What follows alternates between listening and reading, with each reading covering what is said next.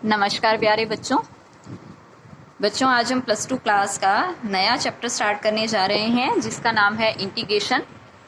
प्यारे बच्चों, इंटीग्रेशन जो प्रोसेस है वो डेरिवेटिव जो आप चैप्टर कर चुके हैं, डिफरेंशिएशन या डेरिवेटिव, उसका पूरा रिवर्स है, या इंटीग्रेशन को हम एंटी डेरिवेटिव भी कहते हैं। जैसे कि मैंने यहाँ पर एक चीज़ लाइन नोट की हुई है, इसकी definition, integration is the formula that gives us all antiderivative is called indefinite integral।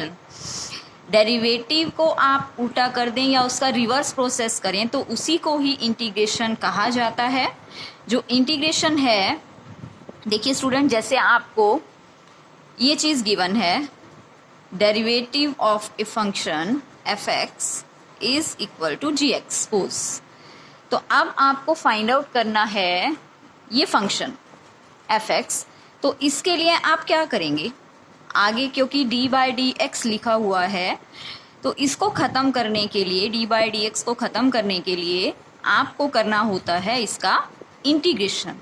तो इंटीग्रेशन और डेरिवेटिव एक दूसरे के क्योंकि रिवर्स प्रोसेस हैं, तो इसलिए ये जो डी बाई डी एक्स का साइन है वो ख़त्म होकर क्या हो जाएगा, यहाँ सिंपल एफ एक्स बच जाएगा।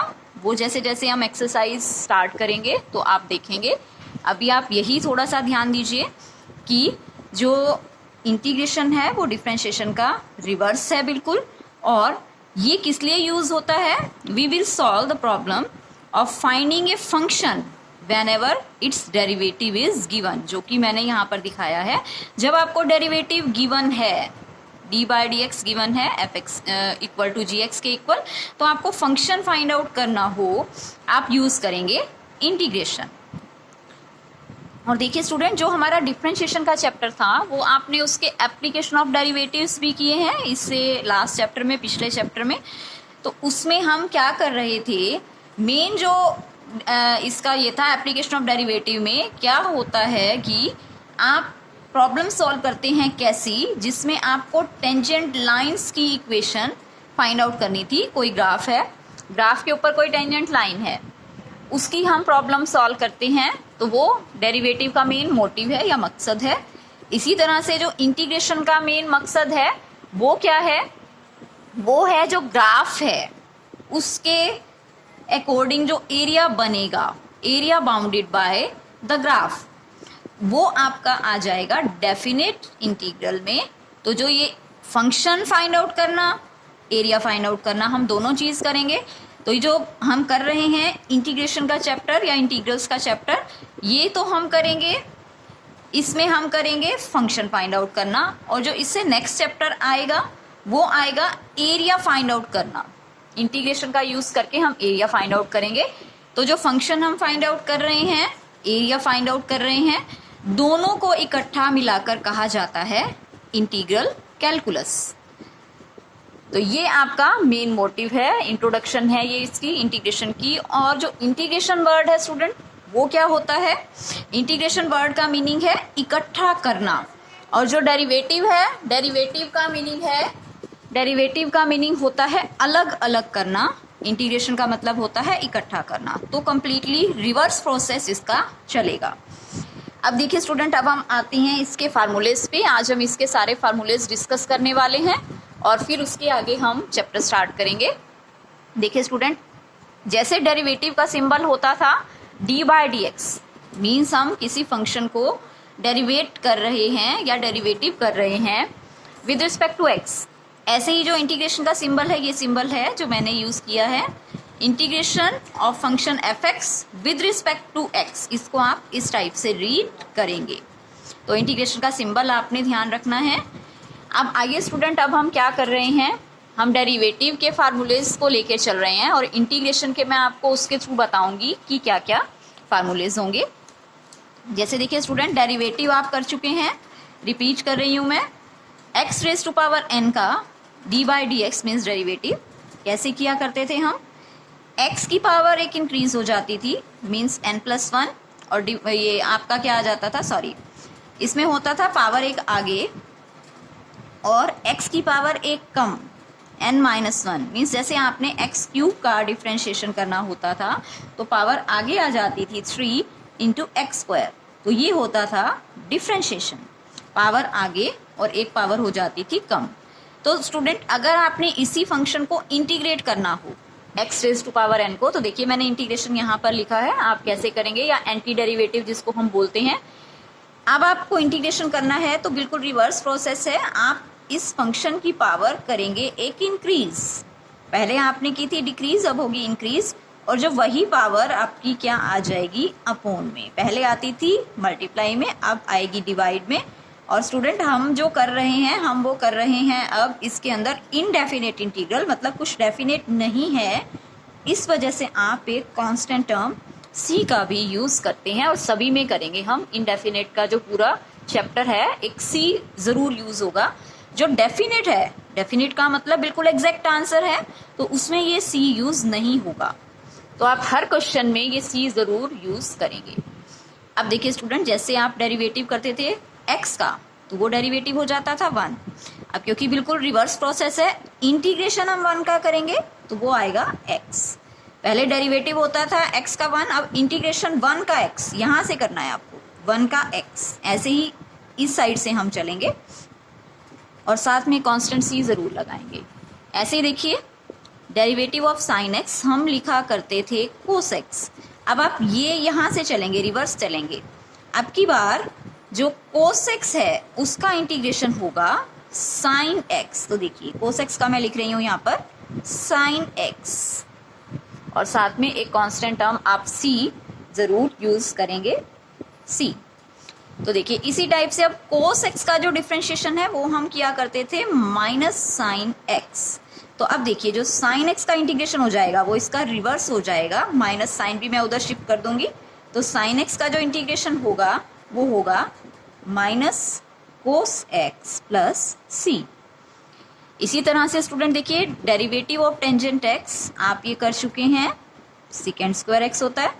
तो अब फिर से आप यहीं से चलेंगे, रिवर्स कर रहे हैं, क्योंकि सेकेंड स्क्वायर x का इंटीग्रेशन, सेकेंड स्क्वायर x का integration with respect to x मैं लिख रही हूँ टेंजेंट x। अब यहाँ से चलना है और ये उधर देखेंगे हम प्लस c।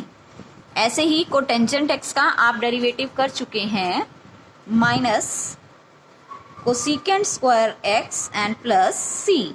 तो अब c उस साइड आएगा इंटीग्रेशन में। कोसेकेंट स्क्वायर x का जो इंटीग्रेशन है वो क्या हो जाएगा, माइनस साइन में उधर शिफ्ट कर दूंगी, ये हो जाएगा माइनस कोटेंजेंट x, और इंटीग्रेशन में हम एक कांस्टेंट और यूज करेंगे c। ऐसे ही देखिए आप कर चुके हैं सेकेंड x का डिफरेंशिएशन। सेकेंड x का जो डिफरेंशिएशन है वो हमारा क्या है, वो होता है second x into tangent x। तो अब second x into tangent x का इंटीग्रेशन होगा second x and plus c। तो इस तरह से स्टूडेंट आपने करना है। अब इसका एक जो लास्ट है कोसेकेंट x, कोसेकेंट x का आप डेरिवेटिव कर चुके हैं minus cosecant x into cotangent x। तो अब इसी टर्म का इंटीग्रेशन, माइनस साइन उधर शिफ्ट हो जाएगा, क्या हो जाएगा इस टर्म का integration, minus cosecant x and plus c। तो ये अभी तक जो हमने किए हैं जब्रिक फंक्शंस किए हैं दोनों ये, और उसके बाद हमने ट्रिग्नोमेट्रिक फंक्शन के इंटीग्रेशन आपने इस पेज पे सीखे हैं। तो आइए अब हम आगे जो देख रहे हैं वो देखेंगे इनवर्स ट्रिग्नोमेट्री के डिफरेंशिएशन एंड इंटीग्रेशन। तो देखिए जैसे अब derivative of sine inverse x आप कर चुके हैं 1/1 minus x square and square. तो अब इस टर्म का इंटीग्रेशन क्या हो जाएगा, ये होगा sine inverse x and plus c। Similarly cos inverse x का आप डिफरेंशिएशन कर चुके हैं, ये 1/1 minus x square and square root with minus sine.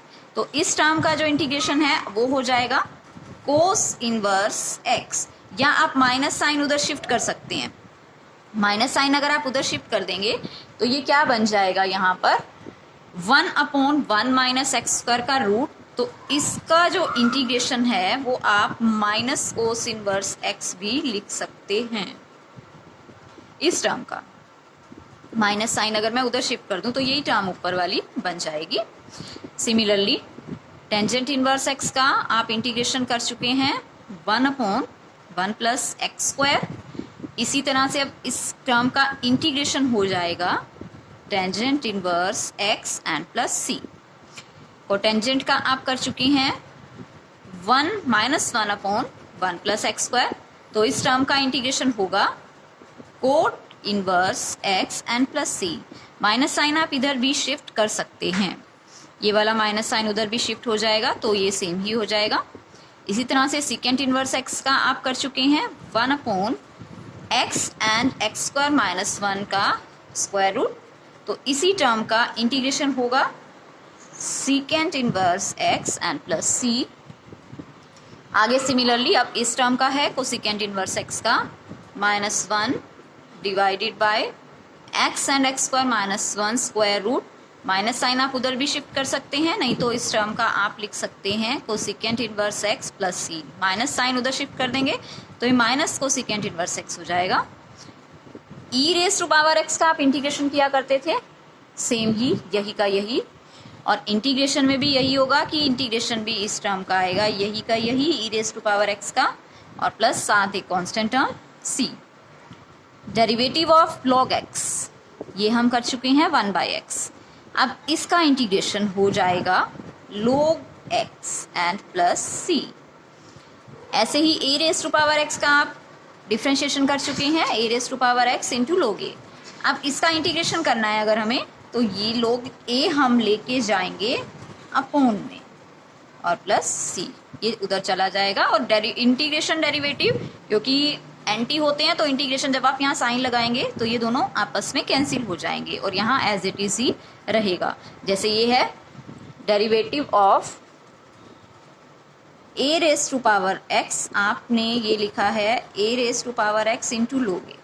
तो अगर आप दोनों तरफ करते हैं इंटीग्रेशन तो क्या होगा विद रिस्पेक्ट टू x, ये इंटीग्रेशन एंड डेरिवेटिव क्योंकि अपोजिट प्रोसेस हैं तो ये एक तरह से कैंसिल हो जाते हैं। यहाँ बचेगा simple a raise to power x, और यहाँ पे क्या हो जाएगा ये log a हम ले आएंगे अपॉन में, और इधर होगा a raise to power x and dx। log x हम इधर ले आए हैं, और क्योंकि हम कर रहे हैं इनडेफिनेट इंटीग्रल तो हम साथ में एक कांस्टेंट टर्म c और लगा देंगे। तो स्टूडेंट ये है सारा हमारा इंटीग्रेशन की इंट्रोडक्शन। आज के लिए हम इतना ही करेंगे। आप अच्छे से ये सारे जो भी आपको फार्मूलेज बताए गए हैं, एल्जेब्रिक फंक्शंस हैं, ट्रिग्नोमेट्रिक फंक्शंस हैं, इन्वर्स ट्रिग्नोमेट्रिक फंक्शंस हैं, लोगरिथमिक फंक्शन हमने किया है एंड एक्सपोनेंशियल किया है, ये आप सभी फार्मूलेज अच्छे से आज के लिए लर्न करिए और इसको समझिए। कोई भी प्रॉब्लम होती है तो आप मेरे से डिस्कस कर सकते हैं। तो आज आपके लिए इतना ही। Thank you so much.